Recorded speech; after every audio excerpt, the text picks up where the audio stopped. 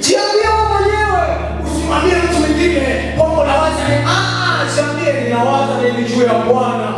Kwa sababu wakati wa usiku kwenye vitanda vyenu mnawaza nini? Mnalitafakari neno la Bwana au mnafanyaje?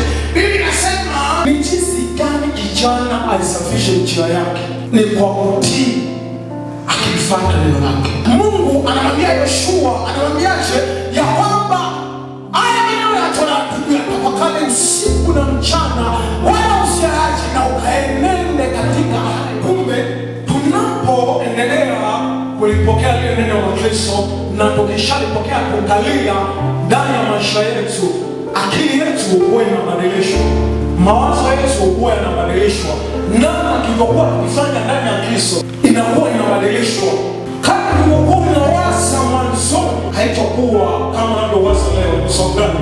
Kuna kitu kwenye akili yako na kama akili yako imefundishwa, maana unakuwa unafanya vitu vya kumfurahisha Mungu.